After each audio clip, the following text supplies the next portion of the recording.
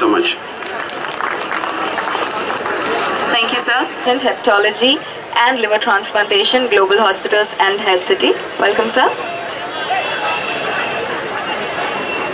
Morning, everyone.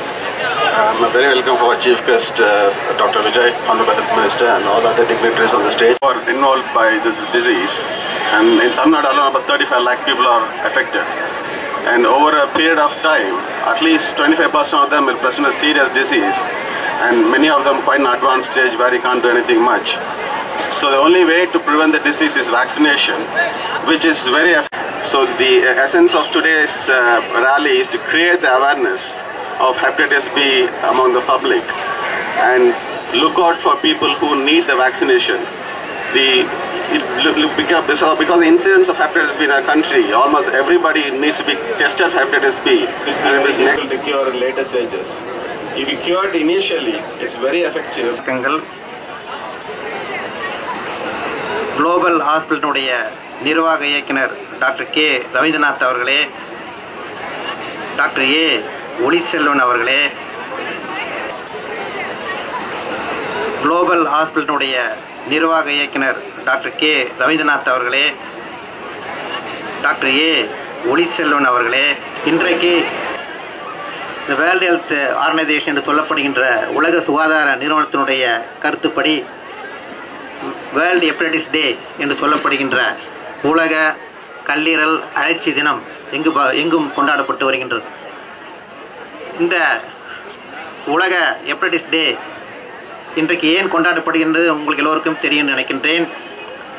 இன்றைக்கு அந்த hepatitis B வைரஸை கண்டுபிடிச்ச விஞ்ஞானி, நோபல் பரிசு பெற்ற விஞ்ஞானியுடைய பிறந்த நாள் இன்றைக்கு. அதற்காக தான் இன்றைக்கு நாம் இதை கொண்டாடி கொண்டிருக்கின்றோம். செய்கிறது என்றால் நம்முடைய உடலுடைய வளர்ச்சிதை மாற்றத்துக்கு மிகவும் பயனுள்ளதாக இருக்கின்றது. அது கார்போஹைட்ரேட் மெட்டபாலிசமாக இருந்தாலும் சரி, புரோட்டீன் மெட்டபாலிசமாக இருந்தாலும் சரி, லைப்பிட் என்று சொல்லப்படுகின்ற கொழுப்பு மெட்டபாலிசமாக இருந்தாலும் சரி, அந்த கல்லீரல் தான் நமக்கு முக்கியமாக தேவைப்படுகின்ற ஒரு அங்கமாக இருக்கின்றது.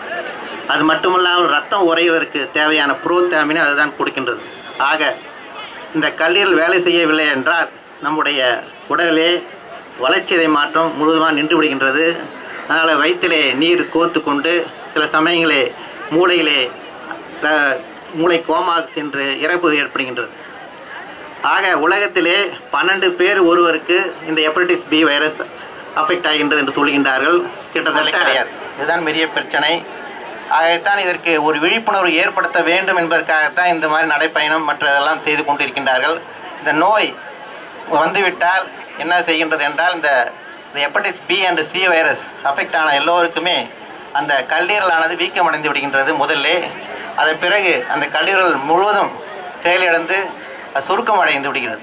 அதன் பிறகு அதுக்கு இந்த நடைபயணம் நடைபெறுகின்றது.